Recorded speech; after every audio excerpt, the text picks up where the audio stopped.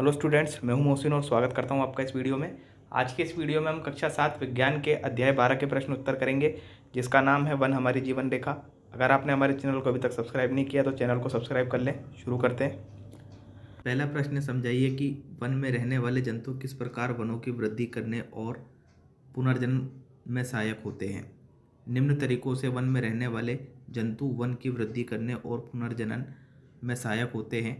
ये जंतुओं के अपशिष्ट पदार्थ जैसे गोबर आदि को सूक्ष्म जीव सरल अवयवों में विभाजित कर देते हैं, मृदा को आवश्यक पोषक तत्व प्रदान करते हैं तथा पौधों की वृद्धि एवं विकास में सहायक होते हैं। ये जंतुओं और पादपों के कार्बनिक अपशिष्ट पदार्थ मृदा को ह्यूमरस प्रदान करते हैं। ये वनों की वृद्धि एवं पुनर्जनन में सहायता करते हैं। जंतु कुछ पादपों के बीजों को बिखेरने में मदद करते हैं और इस प्रकार ये पौधों की वृद्धि और पुनर्जनन में सहायक होते हैं। अगला प्रश्न समझाइए कि वन बाढ़ की रोकथाम कैसे करते हैं।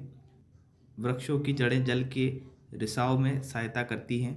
वृक्षों के कारण ही मृदा जल को बांधे रखती है और बाढ़ को रोकती है।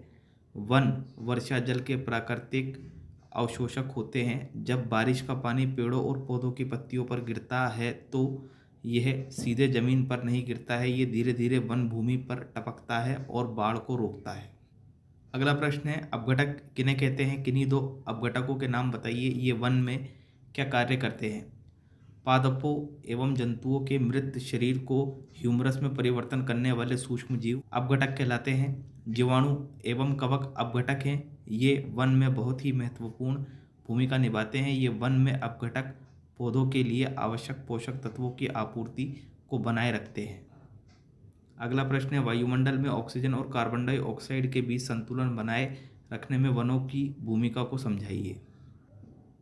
पेड़ पौधे सूर्य के प्रकाश में प्रकाश संश्लेषण की क्रिया द्वारा ऑक्सीजन छोड़ते हैं। वे वायुमंडल में ऑक्सीजन और कार्बन डाइऑक्साइड के संतुलन को भी बनाए रखते हैं। इस क्रिया के दौरान पौधे वायुमंडल से कार्बन डाइऑक्साइड का अवशोषण भी करते हैं। पौधों द्वारा छोड़ी गई ऑक्सीजन का उपयोग सभी जीवधारी श्वसन के लिए करते हैं। जीवधारियों द्वारा विमुक्त कार्बन डाइऑक्साइड पौधे पुनः ग्रहण करके ऑक्सीजन छोड़ते हैं।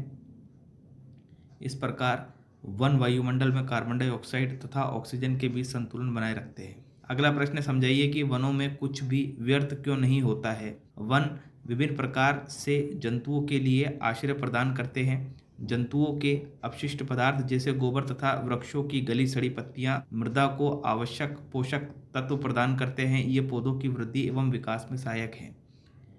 मृत जीव भी गिद्धों, कौवों, गीदड़ों, कुत्तों तथा कीटों का भोजन बन जाते हैं। अपघटक भी उनके मरे हुए अवशेषों को ह्यूमरस में बदल देते हैं, जिससे मृदा की उर्वरा शक्ति में वृद्धि होती है।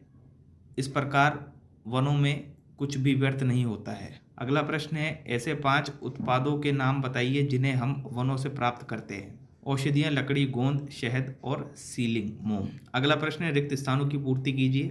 के कीट, तितलियां, मधुमक्खियां और पक्षी पुष्पीय पादपों को परागण में सहायता करते हैं।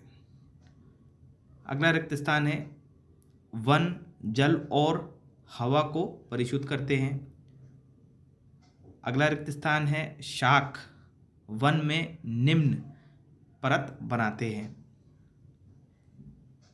घे है, वन में शैवाल, पत्तियां और जंतुओं की लीद मृदा को समृद्ध करते हैं। अगला प्रश्न है, हमें अपने से दूर वनों से संबंधित परिस्थितियों और मुद्दों के विषय में चिंतित होने की आवश्यकता क्यों है। वन मानव जीवन को प्रत्यक्ष अथवा अप्रत्यक्ष रूप से प्रभावित करते हैं। वन वर्षा लाते हैं तथा बाढ़ को भी रोकते हैं। ये वायुमंडल में ऑक्सीजन एवं कार्बन डाइऑक्साइड के बीच संतुलन भी बनाए रखने में महत्वपूर्ण भूमिका निभाते हैं। वनों में महत्वपूर्ण उत्पाद प्राप्त होते हैं जो जीवन के लिए अनिवार्य हैं। वन खाद्य श्रृंखलाओं का भी भाग होते हैं, इसलिए हमें अपने से दूर वनों से संबंधित परिस्थितियों और मुद्दों के विषय में चिंतित होने की आवश्यकता है। अगला प्रश्न समझाइए कि वनों में विभिन्न प्रकार के जंतुओं और पादपों के होने की आवश्यकता क्यों है।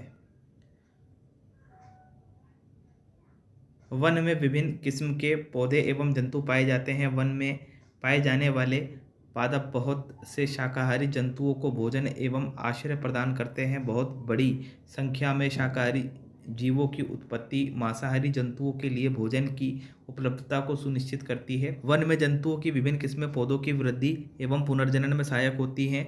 अपघटक पौधों एवं जंतुओं के बीच कार्बनिक पदार्थों को ह्यूमरस में तोड़कर लगातार मृदा को आवश्यक पोषक तत्वों की आपूर्ति करते हैं। इस प्रकार वन एक गतिक सजीव इकाई है जो जीवन और जीवन की क्षमता से भरपूर है। प्रश्न संख्या 10, चित्र 17.15 में चित्रकार चित्र को नामांकित करना और तीरों द्वारा दिशा दिखाना भूल गया है। तीरों पर दिशा को दिखाइए और चित्र निम्नलिखित नामों द्वारा नामांकित करिए। ये बादल हैं और ये वायुमंडल है बीच में के, और इस वायुमंडल के अंदर ये वर्षा हो रही है। ये ऑक्सीजन है और ये जो पूरा है ये इसको हम कहेंगे पादप, और ये जंतु है। ये इस पेड़ की, ये जो आप देख रहे हो ये इस पेड़ की मूल है, ये जड़ है इसकी, ठीक है। और ये मृदा है और ये अपघटक हैं सूक्ष्म जीव, और ये जो आप देख रहे हो ये भौम जल स्तर है, मतलब जमीन के अंदर जल का स्तर है। अगला प्रश्न, निम्न में से कौन सा वन उत्पाद नहीं है? गोंद, प्लाईवुड, सील करने की लाख, केरोसिन। इसका उत्तर होगा केरोसिन। प्रश्न संख्या 12 है, निम्नलिखित में से कौन सा वक्तव्य सही नहीं है? पहला वक्तव्य है वन मृदा को अपरदन से बचाते हैं। अगला वक्तव्य है वन में पादप और जंतु एक दूसरे पर निर्भर नहीं होते हैं। अगला वक्तव्य है वन जलवायु और जल चक्र को प्रभावित करते हैं। चौथा वक्तव्य है मृदा वनों की वृद्धि और पुनर्जनन में सहायक होती है। इसका उत्तर होगा वन में पादप और जंतु एक दूसरे पर निर्भर नहीं होते हैं।